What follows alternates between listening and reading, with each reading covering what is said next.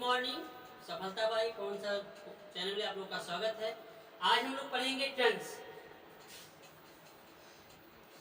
Tense आप लोग को पता है टेंस मीन्स क्या होता है? काल होता है। क्या होता है? टेंस शब्द जो है आपका टेम्पस शब्द से बना है और यह जो है लैटिन लैंग्वेज का एक शब्द है। टेंस शब्द जो है जिसका हिंदी में होता है काल, और टेंस शब्द जो होता है लैटिन भाषा के टेम्पस वर्ड से बना है। और इस टेम्पस वर्ड का हिंदी में होता है वर्ड होता है, मतलब इस टेम्पस वर्ड का एक शब्द होता है जो टाइम। क्या होता है? टाइम। और टाइम जो होता है उसका हिंदी अर्थ होता है समय।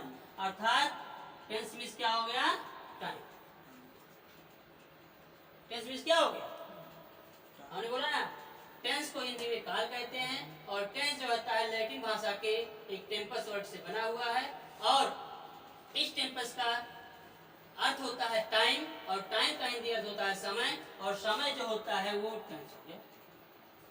अर्थात tense equal to time. Tense वही है और टाइम वही है। टेंस और टाइम दोनों एक, लेकिन ये जो दोनों के कंसेप्ट टेंस और टाइम के जो होते हैं कंसेप्ट अलग अलग होते हैं। ध्यान दीजिएगा, हमने इतना बताया टेंस इक्वल टू टाइम होता है, लेकिन टेंस और टाइम का कंसेप्ट में अलग अलग होते हैं। टेंस जो आपका है एक ग्रामेटिकल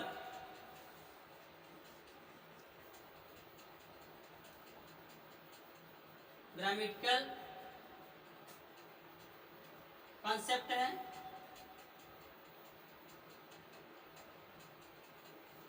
और टाइम आपका जो है एक नेचुरल कॉन्सेप्ट है। मतलब यहाँ हमने दर्शाया कि टाइम और टेंस दोनों एक है, लेकिन यहाँ क्या कह रहा है कि टेंस जो होता है एक व्याकरणीय अध्ययन है। एक व्याकरणीय होता है जिसके माध्यम से हम अंग्रेजी भाषा को अध्ययन करते हैं, और टाइम जो होता है वो नेचुरल का प्राकृतिक कंसेप्ट होता है। तो दोनों एक ग्रामेटिकल कॉन्सेप्ट है और ये नेचुरल कॉन्सेप्ट है। हम सबसे पहले एक चीज और बता दे रहे हैं कि टेंस जो होता है, टेंस मान लीजिए कोई वाक्य हो जो टाइम को दर्शा रहा हो फ्यूचर में। जैसे कोई वाक्य लिखा हो कि वह she is going to Delhi tomorrow. वह कल दिल्ली जा रही है। एक वाक्य लिखा है वह कल दिल्ली जा रही है, तो टुमारो शब्द जो है ये टाइम को दर्शा रहा है। टाइम शब्द को दर्शा रहा है ना। कल मतलब आने वाला कल मतलब फ्यूचर में आ रहा है। अब टाइम आपका फ्यूचर में है, टाइम फ्यूचर में है, और बात किस में हो रहा है? प्रेजेंट टेंस में हो रहा है। किसकी सहायक क्रिया है? प्रेजेंट टेंस की है ना, प्रेजेंट टेंस की सहायक क्रिया है। तो फिर से देख लीजिए कि टाइम जो है टुमारो है, मतलब टाइम जो है फ्यूचर में दिखा रहा है, और बात किसमें हो रहा है? प्रेजेंट। तो हमने बताया कि ये टाइम आपका नेचुरल कॉन्सेप्ट है और टेंस आपका एक ग्रामेटिकल कॉन्सेप्ट है, और इसको हम अलग अलग दर्शाते हैं। होता है एक वर्ड, लेकिन इसको अध्ययन करने के अकॉर्डिंग टू थियरी के अनुसार जो है ये अलग अलग तरीके से डिफाइन किया जाता है। अब हम लोग टेंस आप लोग जानते हैं, टेंस कितने प्रकार के होते हैं? 3 प्रकार के होते हैं टेंस। आपका एक हो गया प्रेजेंट टेंस, और दूसरा पास्ट टेंस, और तीसरा आपका क्या होगा? Future tense. Present tense, past tense और फ्यूचर टेंस आपका ये हो। प्रेजेंट टेंस में होता है वर्तमान का। क्या होता है? वर्तमान काल, और पास्ट टेंस मीन्स होता है भूतकाल, और फ्यूचर टेंस मीन्स होता है भविष्य काल। अब जैसे कहने का मतलब देखिए, प्रेजेंट में जैसे आप जिस समय जी रहे हैं, जैसे आपकी उम्र 18 साल हो गई, 18 साल में चल रहे हो ना, तो प्रेजेंट टाइम आपका है। या क्लास 10 में हो, 12 में हो, 11 में हो, 9 में, 6 में हो, 7 में, कोई भी क्लास हो, तो आपका जैसे आप 8 में हो, 9 में हो, तो आपका ये प्रेजेंट टाइम है, प्रेजेंट टाइम है ना। और जब पास्ट टाइम क्या होगा, अब अगर जब 10 में आप चला जाओगे, 11 में चले, मतलब 10 में चले गए, 9 में थे और 10 में चले जाओगे, तो आपका भूतकाल क्या हो जाएगा, 9। आप पहले समय किस क्लास में थे, 9 में थे, और अब आपका वर्तमान क्या होगा, 10, और आने वाला जो होता है 10 के बाद आता है 11, 10 के बाद आता है 11, तो 11 का क्या है, फ्यूचर, अर्थात जो चल रहा है, जो चल रहा है उसे हम बोलते हैं प्रेजेंट टेंस, जो चल चुका है उसे हम बोलते हैं पास्ट टेंस, और जो चलने वाला है उसे हम बोलते हैं फ्यूचर टेंस। अभी आप लोग बैठ के अध्ययन कर रहे हो तो किस टेंस में हो, प्रेजेंट टेंस, और अध्ययन करके घर चले जाओगे तो पास्ट टेंस में हो जाओ, आपका ये स्टडी जो हो जाएगा पास्ट टेंस में हो जाएगा। और जब आप लोग सोच रहे हैं कि मुझे घर जाना है, सोच रहे हैं ना, घर जाना है, खाना है, पीना है, सोना है, बैठना है, घूमना है, तो आप जब घर जाओगे तो आप सोच रहे हो कि घर जाना है, तो किस टेंस में सोच रहे हो, प्रेजेंट में सोच रहे हो, कि वो जाने वाला किस में, फ्यूचर टेंस में। तो चलने वाला होता है प्रेजेंट टेंस, चल चुका होता है पास्ट टेंस, और जो चलने वाला होता है, जो चल रहा प्रेजेंट टेंस, चल चुका है पास्ट टेंस, और चलने वाला होगा आपका होता है, इतना समझ में आया। अब हम आपको बता दे रहे हैं कि ये इसकी सहायक क्रिया मैं आपको बता दे रहा हूं, जैसे आपकी पहचान क्या होती है, हिंदी पहले इसकी पहचान जान लो, है। जब किसी वाक्य में है शब्द आ जाए, है, हो, हूं,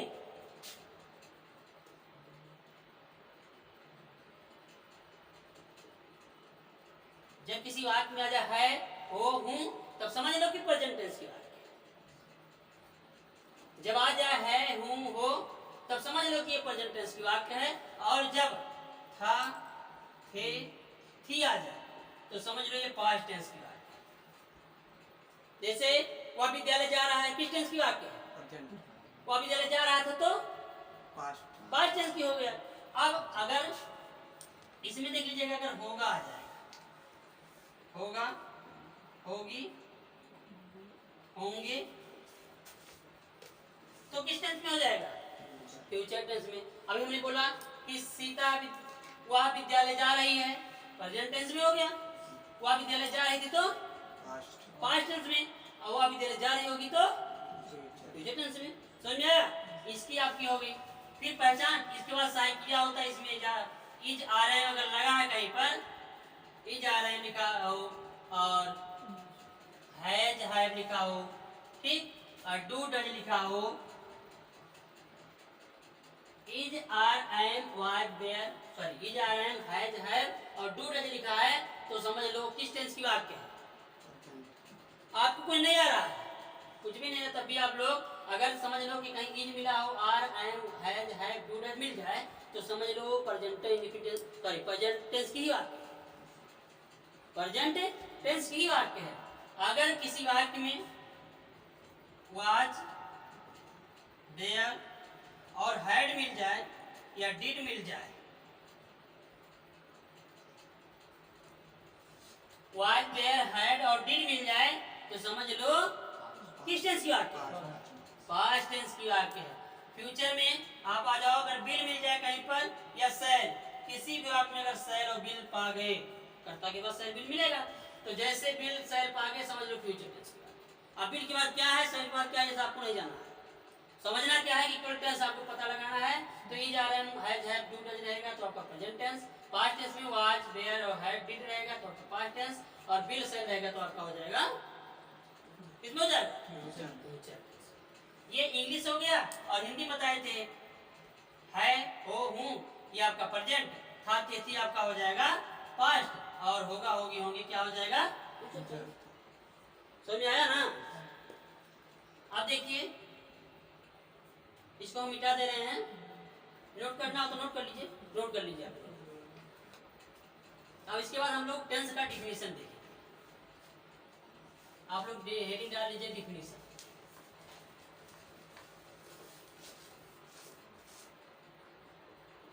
टेंस का डिफिनेशन। टेंस का डिफिनेशन आपका है, tense is that form of verb which shows not only time of an action but also the state of an action और इवेंट। इसका मतलब होगा टेंस वह है जो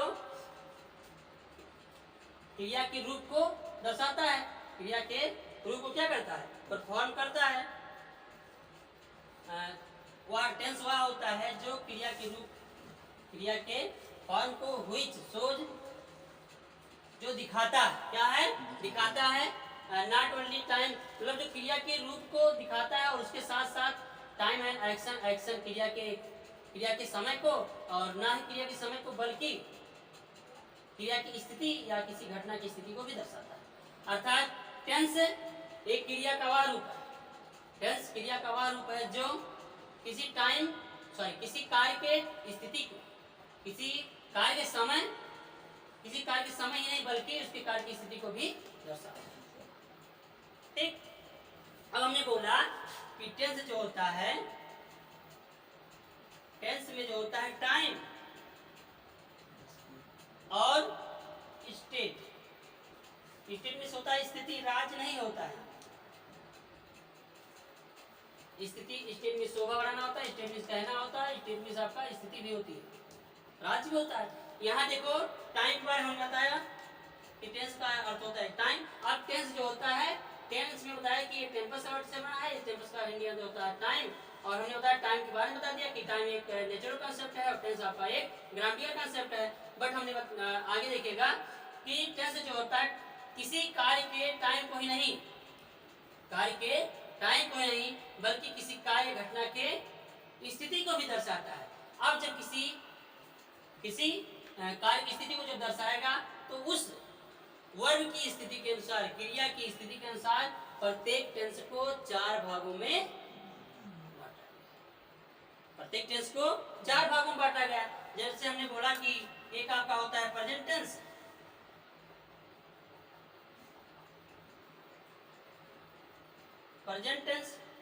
और एक आपका होता है क्या, पास्ट टेंस, और एक आपका होता है फ्यूचर टेंस। हमने बोला कि ये तो आपका हो गया टाइम दिखा रहा है, प्रेजेंट टाइम है, पास्ट टाइम है और फ्यूचर टाइम है। लेकिन फिर दूसरी चीज यहाँ निकल के आएगी स्थिति। अब स्थिति के अनुसार प्रत्येक टेंस को जो है कितने भागों में, 4 भागों में डिवाइड किया गया है। अब आपका जैसे पहला नंबर आपका है कि indefinite tense, indefinite tense, continuous tense, perfect tense और परफेक्ट कॉन्टिन्यूअस टेंस। देखिए ये आपका टेंस जो होगा टाइम के अनुसार है, टाइम के अनुसार 3 टेंस हुए। और अब वर्ब की स्थिति पर अगर आएंगे तो वर्ब की स्थिति में जो होता है प्रत्येक टेंस को 4 भागों में बांट देता है। अब एक हो जाएगा indefinite tense, continuous tense, perfect tense और परफेक्ट कॉन्टिन्यूअस, ये वर्ब की स्थिति के अनुसार है। तो आपका जैसे 3 टेंस हो गए और तीनों को 4 भागों में, तो 4 3 जा 12 होता है। अर्थात टेंस कितने हो गए, 4 हो गए, सॉरी 12 हो गए। मतलब अब आपका हो जाएगा एक present indefinite tense, present continuous, present perfect और प्रेजेंट परफेक्ट कॉन्टिन्यूअस। ये वर्ब की स्थिति के अनुसार, वर्ब की स्थिति के अनुसार जो होगा टेंस आपके कितने हो गए, 12। और टाइम आपके 3 होता है ना। अब एक हो गया, दूसरा आपका past indefinite, past continuous, past perfect और past perfect continuous tense, future indefinite tense, future continuous, future perfect और फ्यूचर परफेक्ट टेंस। अब आपको मैं प्रेजेंट इंडेफिनिट टेंस पढ़ाऊंगा और एक सरल भाव पढ़ाऊंगा कि आपको ये मैं कोशिश करूंगा कि अच्छी से अच्छी तरह आपको समझ में आ जाए। लेकिन आप लोग को जो है उसके पहले कुछ मैं प्रेजेंट टेंस और पास्ट टेंस और फ्यूचर टेंस के सिंपल जो रूल्स होते हैं उसके बारे में बताऊंगा और इसी के साथ